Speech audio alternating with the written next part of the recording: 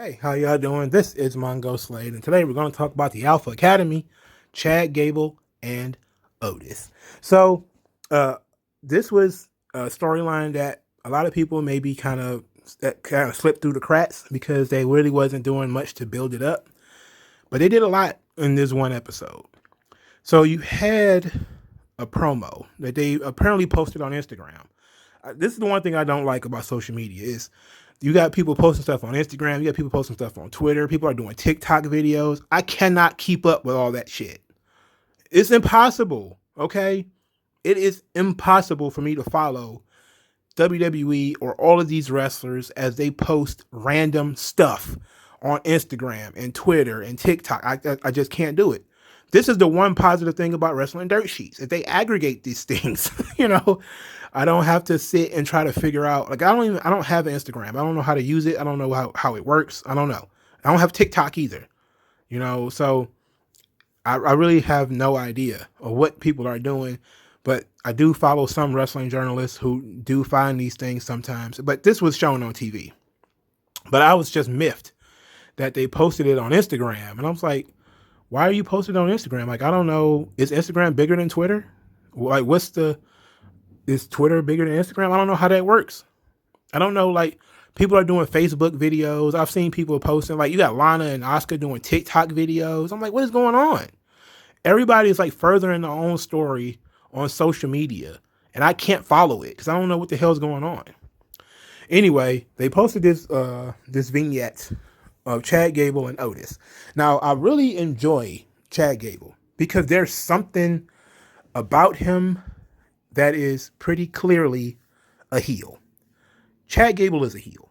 Okay, now if the cameras just looking at him as he evilly grins all the time is not clear enough. The way he portrays the character is that he's a heel, and Otis is just too stupid to know it. Okay, so what we got here is they're going to do what's called the alpha training. So there's this alpha mentality training that they were doing. And Otis they're working on Otis's blind side. So Chad Gable gives Otis a blindfold. Otis is blindfold. He says, you should be able to catch, this ball no matter where it comes from. And so Chad Gable throws a ball at Otis's back and it hits him in the back. He throws it at his face, it hits him in the face. He throws it at his body, hits him in the body. Then he hit him in the back with like this heavy pad. And, he basically just beat Otis's ass with this ball in his bag for who knows how long. And then it says several hours later, he throws the ball and Otis catches it and he still blindfolds. And Chad Gable was like, yeah. And then he was like, you passed. Like, he was like, yeah, he's an alpha. like okay. So then we have the promo, and and Chad Gable is throwing some shade in this promo. He's talking about how he's going to take he says like life has been very hard to Otis. Otis is he shows some tenacity, he shows some grit, but Otis is a misshapen lump of clay. And he says no offense, and with my Olympic background, I'm going to mold this lump of clay into, a statue by Michelangelo. And then Otis is like, yeet, Mr. Angelo, a good man. Mr. Angelo. Mr. Angelo was a good man.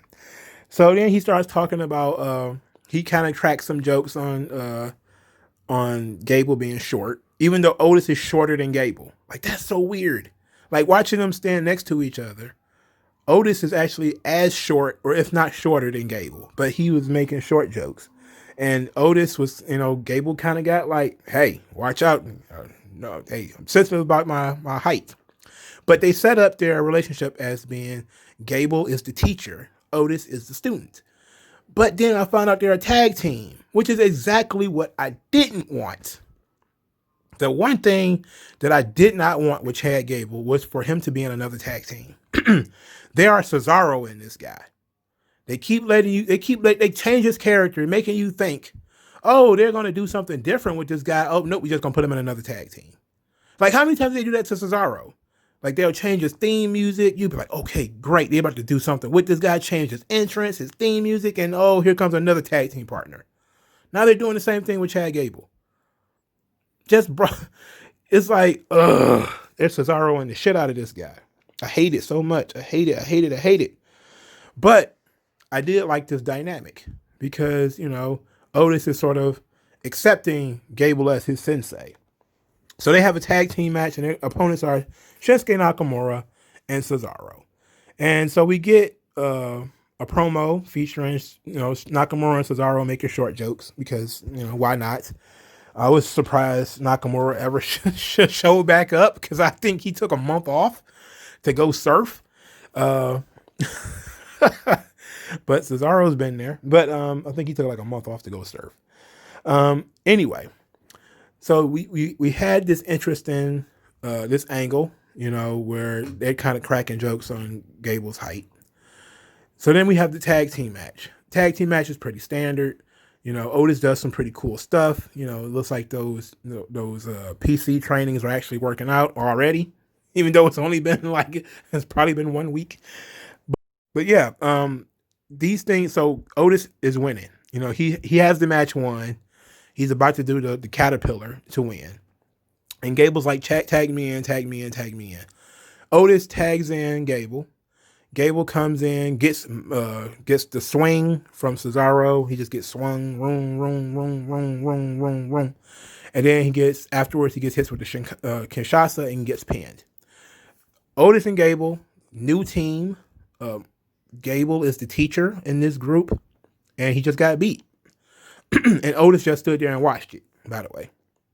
So, but Otis he's pretty intense. He's pretty protective of Gable. Cesaro and Nakamura are kind of still making fun of Gable, and Otis stares them down and gets them to back off. And then after the match, we get that, Gable is like, this was a great learning experience, And then he says, you know what you did wrong? And then Otis was like, no. And he was like, you had the match won, and then you tagged me in, but I didn't really want to be tagged in.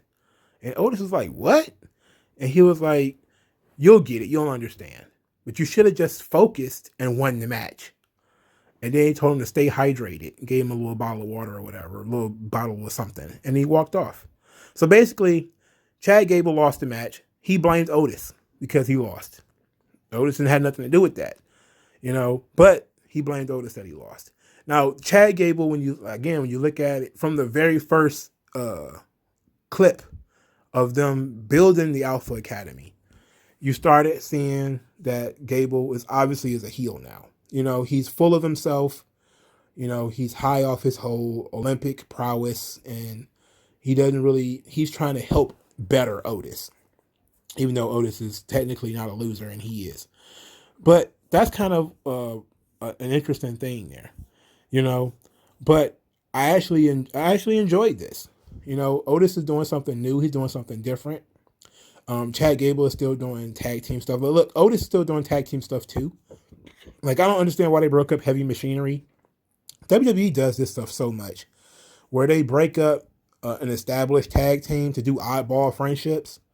And it's like, that is so frustrating. But at the same time, it is an effective way to tell two stories at once. Okay, so you have Gable, who is arrogant, and he is, trying to create his own institution. And and Otis wants help. He wants to get better because he lost his money in the bank and all this sort of stuff. So he has, an incentive to get better. But he's also very naive and pretty dumb. So, it's a good dynamic between the two of them. But Chad Gable is still a heel. It's just that Otis doesn't know it yet. And so I'm enjoying this. I know a lot of people say it's very similar to the Bullfit storyline they did in NXT with Bull Dempsey, where they basically did a thing about Bull Dempsey being fat, and now they turned him into a weight loss guru. I think that also was Chad Gable, wasn't it? Who did the Bullfit storyline? I don't remember it that well, but it's similar. It's not similar because it's not about Otis's weight. it is more about Chad Gable having these rules, similar to Kurt Angle, where he's got this alpha mentality, and these alpha mentalities has rules to it. For instance, he says that part of your alpha mentality is not allowing yourself to get distracted, which is why Otis lost the tag team match, because he got distracted. You know, instead of just winning the match, he tagged Gable in, which Gable didn't really want to be tagged in, and maybe Otis shouldn't have tagged him anyway. Another thing about the alpha mentality was, he said alphas never get angry. When Nakamura and Cesaro was making fun of them, Otis was getting upset, and Gable was like, alphas don't get angry. Like alphas don't get that upset. And so it's like he's making up these rules, similar to Kurt Angle's 3 eyes, but I don't think they're going to be as consistent. It's probably going to be more like Quark and the Ferengi from Star Trek DS9, where it's like there's always all these laws, and it just happened to be one for every occasion. And I think it's probably going to end up like that. But it had a couple of fun segments. It gave us a fun match. It was a non-offensive match with Nakamura and Cesaro. Is that going to continue? I don't know. I am most assuredly interested in Cesaro versus Gable. That short thing that they had going on at the beginning was really good. And these guys are great. And in another universe, they would be top guys wrestling for at least a mid-card title. Unfortunately, WWE just kind of, they don't have room for them, because there's like a lot of guys in the mid-card who are not doing anything. So at least these guys are doing something. And I'm at least enjoying what they do. I just wish they would not do it on fucking Instagram. Don't do it on Instagram. Don't do it on Twitter. Don't do it on TikTok. Do it on TV. Okay? Where everybody can see it. Or, I would say do it on a bigger platform. But again, I don't know if Instagram is bigger than Twitter or nothing. Maybe I'm the old fogey who needs to get an Instagram and needs to get a TikTok or something like that. Because people do see these videos and people repost them. So maybe I'm the one who needs to just chill. But I was very frustrated in being like, wow, how many of these things could they have posted? And I don't know. Like this kind of stuff happens a lot. But anyway, thank you guys for listening.